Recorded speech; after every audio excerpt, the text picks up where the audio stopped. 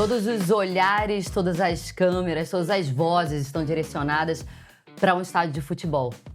Mas pouco se fala do jogo que acontece por dentro. E esse encontro surgiu desse desejo de falar sobre o que é humano numa competição desse tamanho. E é muito curioso, Aline, que com tanta atenção direcionada, o que está por dentro fica de fora. E eu acho que a intenção aqui é justamente a gente colocar uma luz sobre isso, falar sobre o que ninguém está vendo, mas que é igualmente importante. Nisso tudo tem um sentimento que é muito presente quando a gente fala de uma competição desse tamanho, que é o medo, pelo lado do jogador. E eu acho que assim, a gente vê isso, a gente escuta isso, né, do quanto as pessoas olham para quem está dentro do campo e elas mesmo colocam essa, né, etiqueta. Sentiu, tremeu, está com medo. E aí eu tô lembrando de uma declaração do Ancelotti que ele falou exatamente assim, né? Achei bárbara essa declaração. Medo, sim, é importante, porque se a gente, né, não tem medo, a gente vê um leão e acha que é um gato. E isso eu acho que é bacana da gente ver de um grande líder que está ali dentro do campo, porque ele começa dizendo: medo é necessário, é humano e é importante. E sabe, Carol, me incomoda quando eu vejo as pessoas avaliando, julgando o que aconteceu ali dentro de campo e a primeira análise é: sentir o medo é fraco, sentir o medo é ruim, sentir o medo não pode, não tá, né, não tem condição de estar ali. E isso é uma insanidade, porque não existe a gente estar frente a uma coisa que é muito importante. Imagina, a gente está falando da maior competição esportiva que, né, para aquela pessoa, aquilo é visceral, é muito importante. Ela chega lá, é natural que ela sinta medo. Agora, o que ela faz com esse medo é que pode ajudar ou atrapalhar. É o grande diferencial. Uma competição assim faz a gente transbordar tudo que é humano, porque e revisitar a infância também.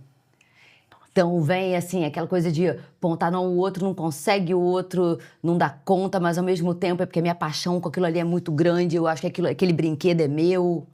Isso é muito legal, né? Porque aquele brinquedo é meu, é o meu futebol. É aquilo que eu acompanho sempre, que eu sei tudo.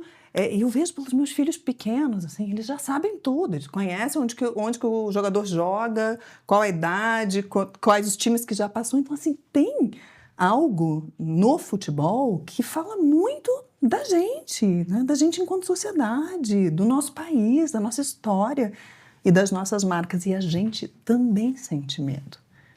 Eu senti medo de tomar gol vendo o Brasil em campo. E isso é natural. E eu acho que, às vezes, assim, vê se, né, se isso faz sentido, porque é uma reflexão que eu tenho feito.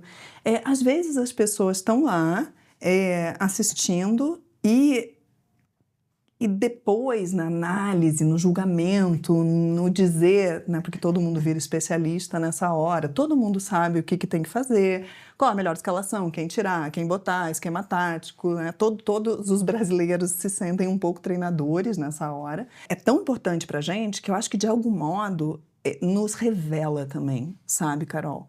Então, a gente transborda naquela experiência, porque é uma experiência muito forte. Não é apenas um jogo. Quem fala isso está se defendendo de alguma forma. Não é um jogo de futebol, na maior competição de futebol, que define quem vai ser o melhor no futebol, o nosso futebol. Isso mexe com a gente, isso tem um peso muito grande. E muitas vezes a gente deixa a raiva sair, a gente deixa a violência sair, a gente deixa o nosso julgamento. Quase que existe um prazer, né? Uma satisfação em dar uma boa reclamada da seleção.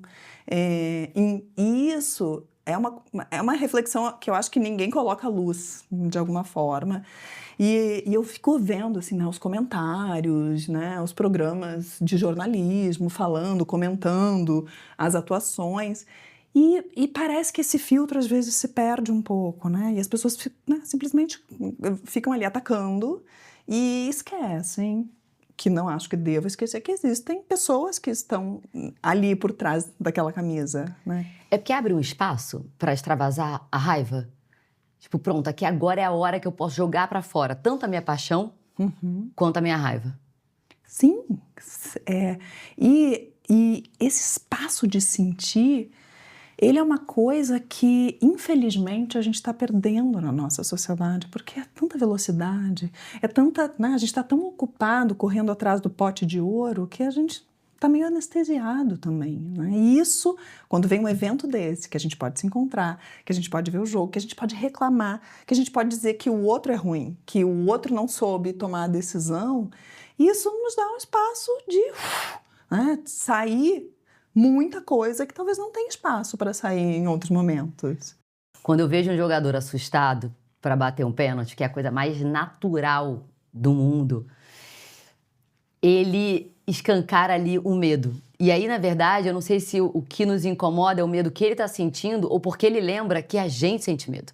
Eu acho perfeita essa análise. E a gente quer fingir que não. Que não existe aquilo. Que não existe.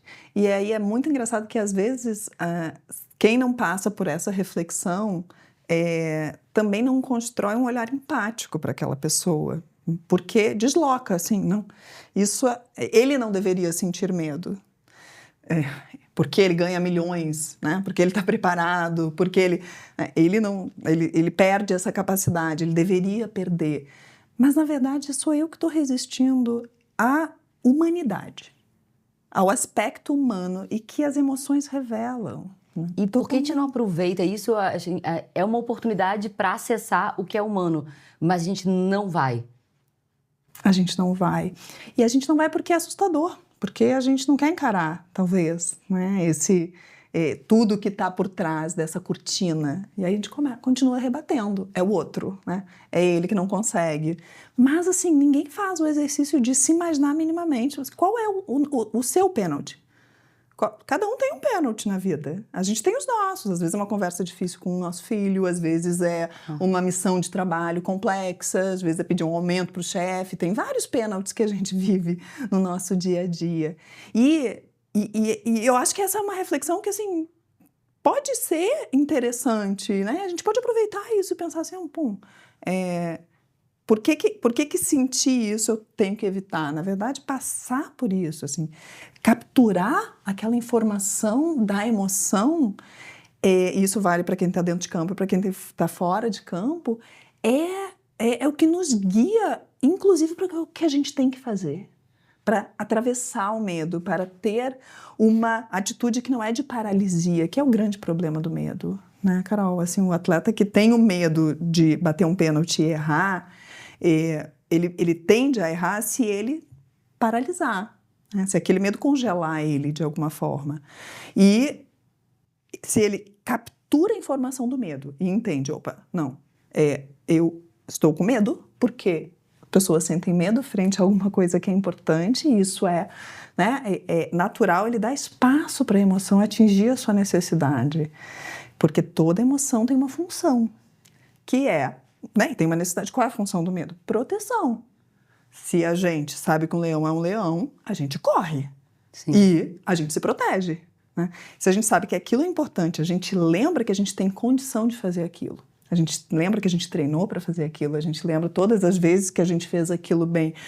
Dá aquele friozinho na barriga, mas a gente fecha o ciclo e a gente atende à necessidade do medo, quase que dizendo para ele, relaxa, eu sei como fazer. Sim. Né?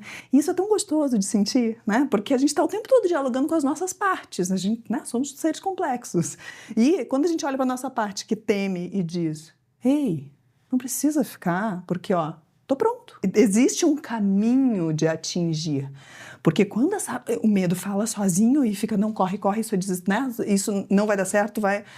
E muitos, eu até lembrei de um videozinho, um corte que eu vi do Cristiano Ronaldo chamando um parceiro, não sei quando, porque os cortes nunca vêm com toda a informação, né? Ele chamando um parceiro de time, dizendo, tu vai bater porque tu bate bem. Foi na Copa 2022, no Catar. Ai, que legal. Eu fiquei emocionada com isso, assim, porque ele fala assim, tu vai bater, tu bate bem, e se tu errar, É do jogo. Exato. Ele falou um palavrão, mas eu não vou falar. Ele, né, que se dane se tu errar. Então, assim, foi... E a vibração dele, quando ele acertou o pênalti, foi né, super bem batido, de fato, foi muito bonito, assim, porque eu acho que ele fez essa função, assim, né? Tu sabe fazer isso. Ele foi aquela voz que diz, não, tu sabe fazer isso, tu é bom nisso, né? E errar faz parte, errar pode acontecer, todo mundo está sujeito a errar. Então, eu acho que né, ele teve uma sensibilidade grande de ser a voz que ele precisava ouvir naquele momento. Agora tem um outro medo que está fazendo parte desse campeonato, né? Porque é o medo quando um árbitro ele não pode entrar no país, né? Quando um time que chega em meio a uma guerra para jogar, como lidar com esse medo que aí já não vai além dos medos que a gente carrega na nossa cabeça, né? Que a gente carrega de infância, da nossa história, mas que é um medo que eu diria que é um medo quase físico, né? Muito complexo, porque são ameaças que não estão mapeadas, né, Carol? Então a gente não sabe, né? A gente tem muita incerteza nesse cenário. Então tu imagina para um atleta que ele já entra com a questão, né, de ser difícil entregar o que ele foi lá, né, para fazer, mas assim, ele também tem a ameaça de ter que sair do campo se houver qualquer tipo de violência, qualquer tipo de protesto. Então, assim, né, a gente está falando, o Irã vai jogar, ele vai entrar em campo e pode ser que tenham coisas ali difíceis para aquelas pessoas que estão com aquela camisa a enfrentar. A gente está num cenário de mundo muito complexo, cheio de ameaças, e ninguém sabe o que pode acontecer. Nem o torcedor que vai nesse jogo, que vai em outro jogo, nem o árbitro que sabe, né, sabe se entra, se não entra. Né, isso é muito, assim, complexo, e eu vejo de verdade muito pouca gente falar sobre isso. Parece que tem pouco espaço para a gente trazer essa inter-relação entre o fenômeno esportivo, que não é uma bolha, o esporte não é uma bolha, ele revela muito da sociedade, do mundo, das tensões, e às vezes, assim, como que o jornalismo transita nisso? Parece que as pessoas não querem falar disso. Eu tenho a sensação que parece que assim, não, faz de conta que isso não existe, que é melhor, porque é incômodo, né? A minha percepção, né, tem um desejo por celebrar aquilo muito grande, por associar aquilo a uma celebração. Né? E a gente entende que a alegria tem realmente uma função muito importante na nossa vida. E o futebol, pra gente, né, falando pro brasileiro, tá muito associado a isso, a extravasar a paixão, a extravasar a risada, a encontrar. Por outro lado, é uma grande oportunidade pra gente falar, né, do que tá acontecendo no mundo, do que a gente tá vivendo, do que a gente tá enfrentando. Mas isso é como se levasse o futebol para um outro lugar. Que a gente fala assim, não, o futebol não tá nesse lugar. Porque eu também entendo que assim, a gente já tem tanto para lidar todo dia, que quando a gente vai ali assistir ao jogo, a gente fala, cara, isso aqui é o meu respiro, o meu suspiro, sabe? E a gente, né, o jornalista, quando tá reportando, eu acho que poucas vezes a gente dá espaço para essa oportunidade, que é uma grande competição, que é um grande mundial. Entendo que a gente fica ali no meio do caminho, muitas vezes tentando equilibrar, e também acho que por saber que aquilo não é muito bem recebido naquele momento. Né? Não se encara uma grande competição esportiva como uma oportunidade para falar sobre política, sobre questões humanas, o que é bem contraditório, porque talvez seja a melhor das oportunidades. Né? Porque quando a gente tem mais leveza para falar sobre isso, quando a gente está realmente reunido, o que mais reúne o mundo inteiro? Em que outro momento a gente está tão junto e tão conectado e olhando para o outro, né? Olhando para outras culturas, olhando para outras religiões. Parece, muitas vezes, que em vez de a gente acolher essa oportunidade e esse sentimento e esse grande encontro, a gente repele, né? E coloca mais ainda extremos. Não, esse aqui não, esse aqui não, esse aqui, né? Isso. E isso esvazia um pouco as discussões. Eu acho que essa é a palavra, assim, esvazia, e o meu sentir é assim, ai, que pena, porque é tão rico, né, o que existe nesse universo, mas eu acho que isso que tu trouxe faz muito sentido para mim, porque a gente está sedento por viver alegrias. E o ser humano tem uma tendência esquisita de não, de tentar setorizar o que a gente sente, né? Então assim, não, agora é o momento da alegria. Aqui é o momento da tensão. Só não vem com esse papo que agora eu quero ser feliz. Exatamente. Não vem problematizar, não vem com muita densidade. Só que, na verdade, tudo tem espaço. A gente sente tudo ao mesmo tempo, né? A gente, às vezes, tá com raiva, extremamente feliz ao mesmo tempo, tá triste, né? Não é assim, cada caixinha no seu lugar. Então, pensando nisso, assim, existe uma tendência de tentar controlar a narrativa para a gente conseguir sentir o que a gente quer sentir.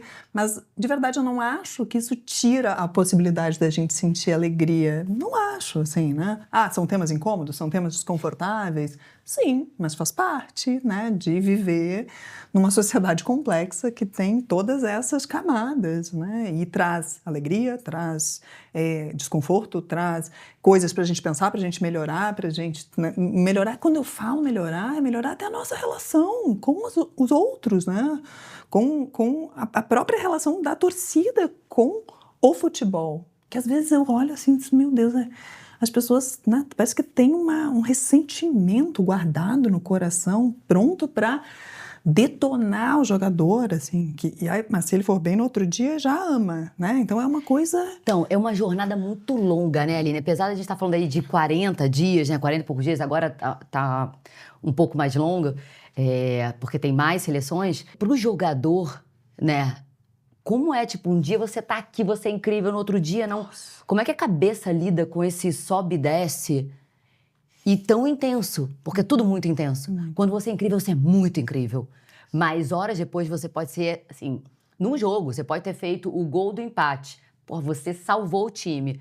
Beleza, prorrogação ou tá indo pro pênalti já, você perdeu um pênalti. Assim, então, num jogo, você vai de herói a ser, assim, massacrado em minutos. Minutos, exatamente.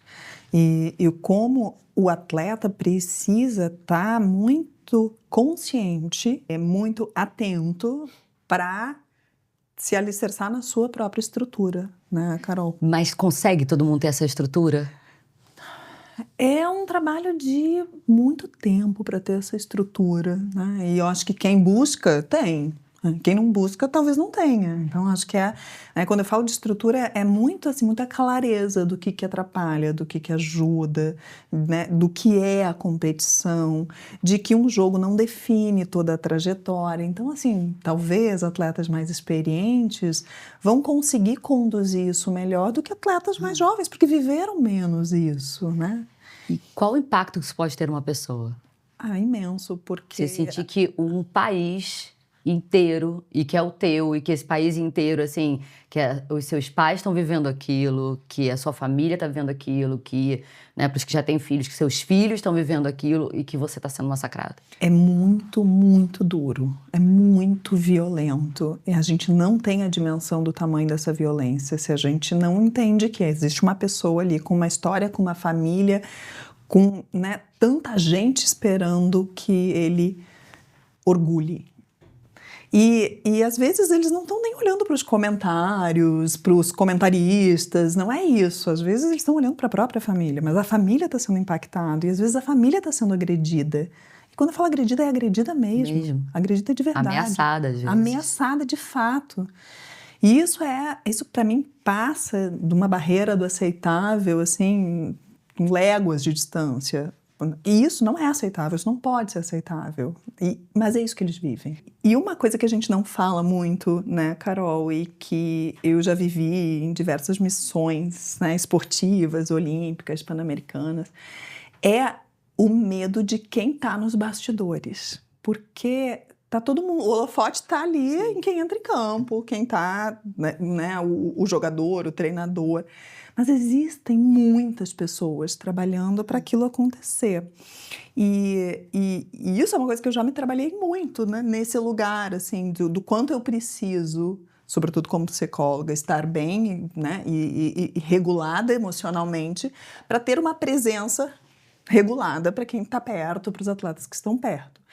Mas, assim, eu fico pensando no jornalista. Tu tem uma história de muitas coberturas, né, Carol, assim.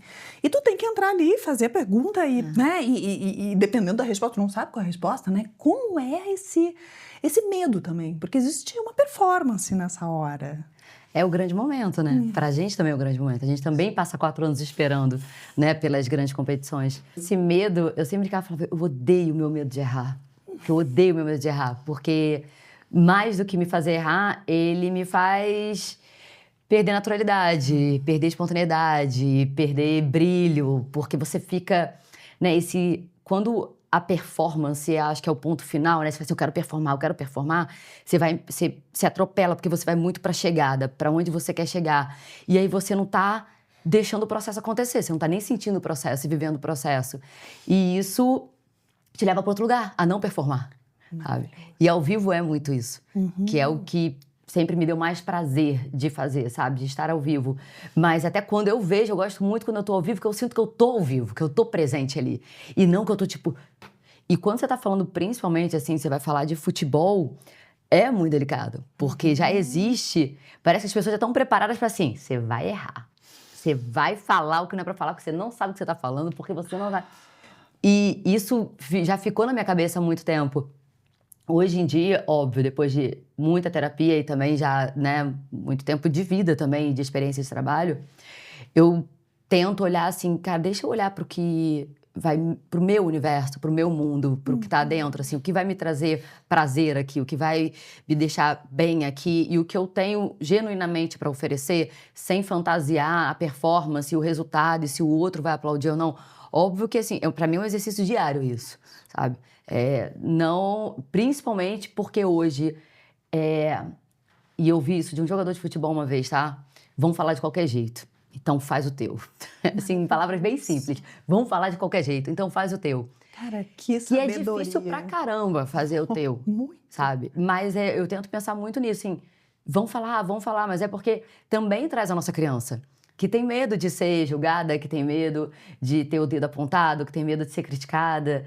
E isso vem em grandes momentos profissionais, né? Isso vem em grandes momentos da carreira. Então, assim, uma grande competição esportiva é um grande momento profissional para o jogador, para o técnico, para a comissão, porque tem muita gente envolvida, mas é para a gente também. Vem esse receio, né? O que vão achar, o que vão falar, que eu acho que a gente luta contra isso a vida inteira. Eu falo contra porque eu acho que é o que me aprisiona.